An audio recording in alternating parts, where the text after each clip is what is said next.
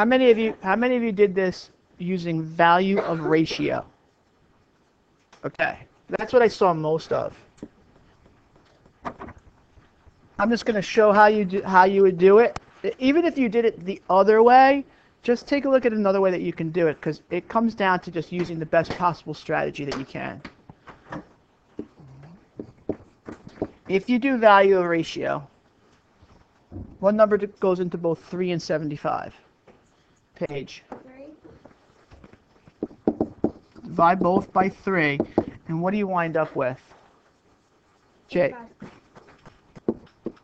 Watch what I'm going to do. I'm going to put her time and her distance over here just so I could see it. It's an equivalent ratio. 1 to 25 is equivalent for 3 to 75 and everything else that you see in the table. All right, so that was Sarah. Here's Eva, or Ava.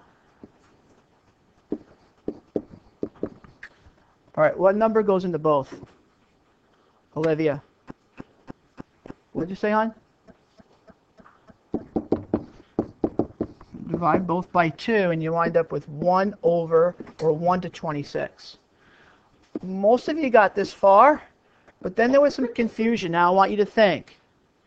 If Sarah, in 1 minute, swims 25 meters, and Eva, in that same time, 1 minute, swims 26 meters, who swims faster? Victoria. Eva. And the Eva is your answer. See, a lot of you got to this. I saw a lot of this, but then got confused. Okay? She swims 1 meter faster, or 1 meter further than Sarah does, so we can say that she is the quicker swimmer. There's another way to do it. Some of you created equivalent ratios from your ratio table.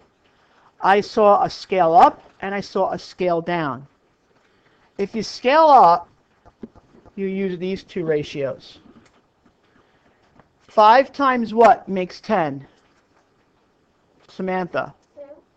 So if you do both by times 2, the new ratio becomes 10 to 250. And then you ask the same question. If they're both swimming the same time, the person that's able to swim further is going to be the faster swimmer.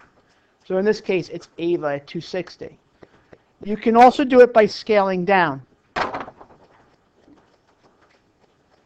Same two ratios, but this time you're going to take this one and divide by 2. And what does that become? Nick. 130?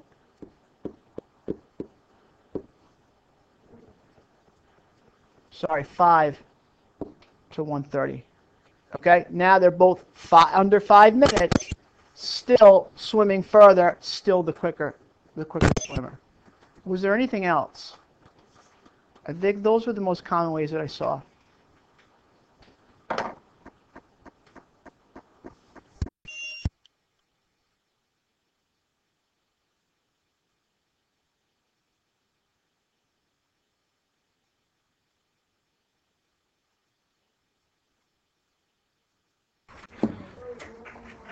I'm going to take you through this one example, and then I'm going to let you work in groups. What were the values of their ratios, their ratio tables once again? Jules, what was Franco? Right. Put it at the top of the table if you didn't do it. Samantha, what was Renee? And what was Steph? 4 to 1. Anytime that you can get a common value for one side of the ratio, you can now use this to compare. But here's where we got a little sidetracked yesterday. I want you to think. Think of the juice concentrate, I guess, let's say in tablespoons. Water is going to be in cups. So really this is 1 tablespoon in 3 cups. This is going to be 1 tablespoon in 5 cups. And 1 tablespoon in 4. Where we got sidetracked is which one is going to taste the strongest. A lot of you got this far and then didn't know what to do. So let's work backwards. Whose would taste the strongest? And then you got to try to explain why. Sujata. The more you like to add than water, there's less water and like. That's it. There is less water. When everybody has 1 tablespoon of juice, or juice concentrate, the juice that's going to taste the strongest is the one that has the least amount of water. All right, think about it. Like when I was a kid, I used to make the hot chocolate, the Nestle's Quick.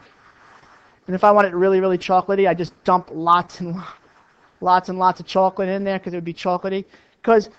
And I could achieve the same results by adding less milk. Okay, so that's the kind of the way you got to think, and you got to think the same way for the next 2 exercises. When you get to the next table, which is B, and then C, it's all about juice. So just think about it. It's the juice that has the less amount of water that's going to taste stronger. Or if the water is the same, then whoever has the most juice concentrate would taste stronger. So you got to kind of think of that as you go through it. Lev. Jules.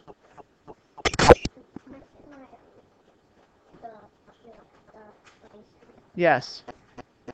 All Franco, Renee, and Stephanie's tables have 1 juice. If they all have 1 juice, it depends on how much water there is to see which juice tastes Very good. Very well thought out, articulate answer. Okay, so just to summarize, we use for this one value of ratio. You didn't have to. There's other ways to do it. You can also create, I have a 2 here and a 2 here. I can take this and I could scale it down to 6 to 2 and I could do it that way. Or I could scale this up to 20 to 4 and 16 to 4. There's more than one way to do it. But my advice to you is go to value of ratio first for everything and see if that helps. Okay, sometimes it won't. You'll see one of these problems coming up, it won't help. And then you got to start thinking outside the box a little bit. Yeah. All right, so strongest was Franco. And then the weakest would be who? Renee. And then your explanations, which I did and which Julia did, are right on. Something to the fact that there's less water in Franco's, making his the strongest. All right, I'm going to allow you to group up, and you guys are going to do pretty much the rest of the packet. B, C, and then the last one is on smoothies. Same idea, though, except it's just now milk and strawberries. And I just have to tell you that tonight's homework, which is the very last page, it's a challenge. I remember it from last year about weight on different planets. Try your best. See if you can do it. All right, group up and go.